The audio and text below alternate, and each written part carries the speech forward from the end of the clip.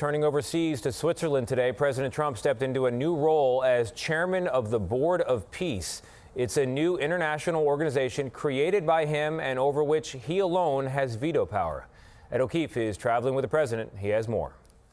President Trump launched the Board of Peace on his final day in Davos. Its mission, the redevelopment of the Gaza Strip, where airstrikes continue and Hamas remains armed. I'm a real estate person at heart, and it's all about location. And I said, look at this location on the sea.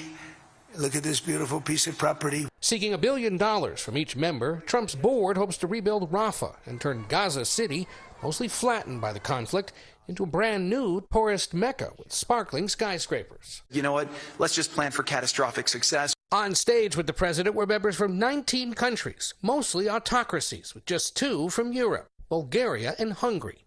France, Sweden, and Norway said they wouldn't join.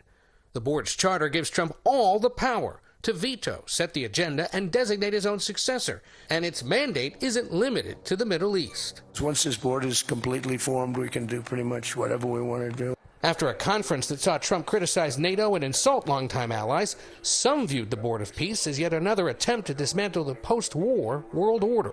You know, we go through these. We spoke with Finland's President Alexander Stubb, who urged the world to move on from this week's drama. Be a bit more Finnish. Take a deep breath, take a sauna and a cold bath, and we'll solve it together.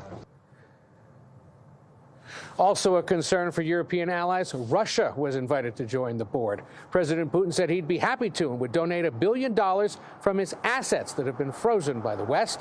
That would be a no-go for most allies. Tony? He would say that. Ed, the president also made news today suing a very well-known bank, J.P.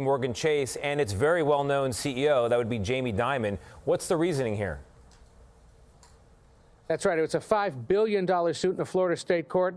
The president alleging J.P. Chase and Jamie Dimon closed his bank accounts after the January 6th insurrection. He says he and his company suffered financial harm and calls the bank's decision political discrimination. J.P. Chase says the accounts weren't closed because of politics and said the suit has no merit. Tony? All right, Ed, thank you very much.